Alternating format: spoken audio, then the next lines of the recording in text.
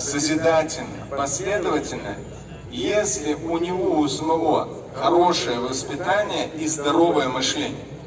То есть человек не воспитан в какой-то преступной среде, не воспитан в какой-то именно такой агрессивной среде.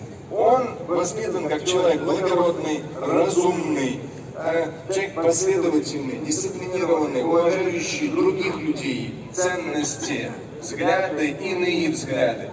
Если как раз говорится, если у человека хорошие ценности, и они в основе своей дают ему возможность свободно дышать в контексте совершенствования своей души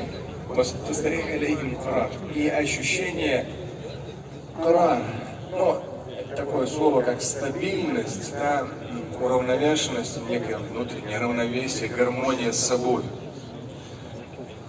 То есть мусульманские ценности — это не то, как, к сожалению, последние 30 лет на этапе чему-то большему, чему-то лучшему, не подводит людей, других, не предает своих компаньонов.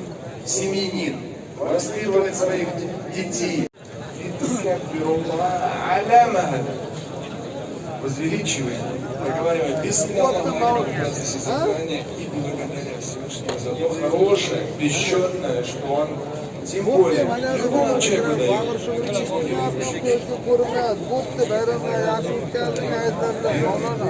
Имеющий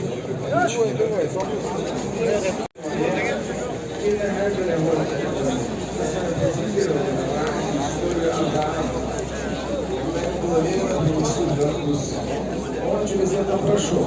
Жертву сына приводить, жертву эту производить не пришлось.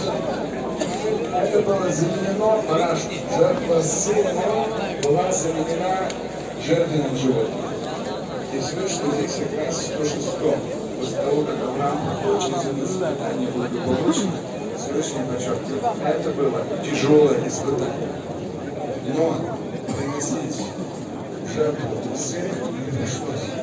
Вместо этого «Вафадайнаху бидибхин азим». И мы выкупили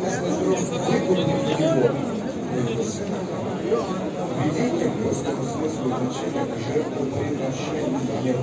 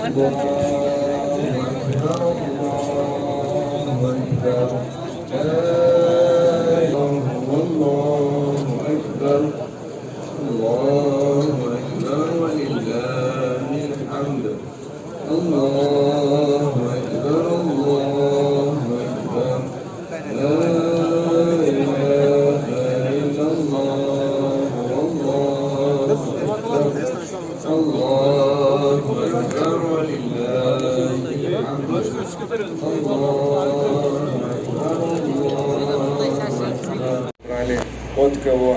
Что один курбан от одного семейного бюджета, от одной семьи, от каждого человека не нужно. От одной семьи, от одного семейного бюджета пророк Мухаммад алейхиссалям говорит, один курбан в год.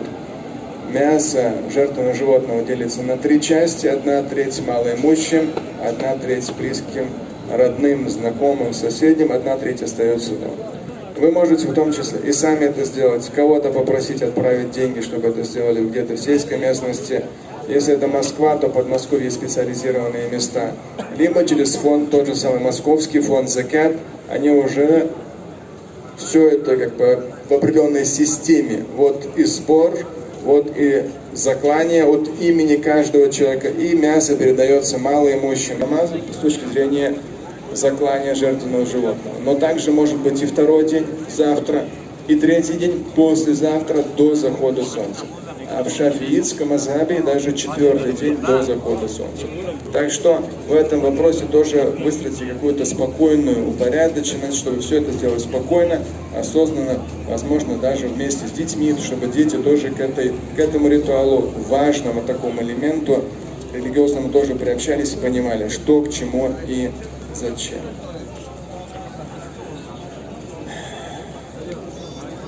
Мое внутреннее ощущение, что каждый из вас, те, кто на улице, те, кто в здании, просто вы очень большие молодцы.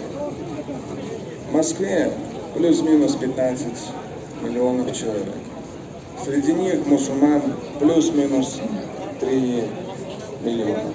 Но вокруг сегодня московских 4 мечетей, думаю, максимум 500 000 соберется. Так что в этом вопросе даже многие из вас, находясь не в родном для вас городе, я-то родился в Москве, да, еще в советский период, ходил, еще в советский период такая была река людей, это был деревянный собор, на мечеть на проспекте Мира. Тоже много людей на Байрам, все это так четко организовывалось.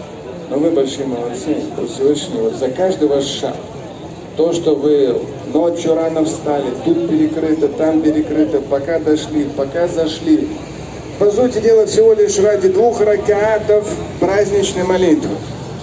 В сегодняшних ситуациях, когда, к сожалению, вредных привычек много, духовности, нравственности мало, материализм, материально это важно, но оно не должно заглушить все духовное.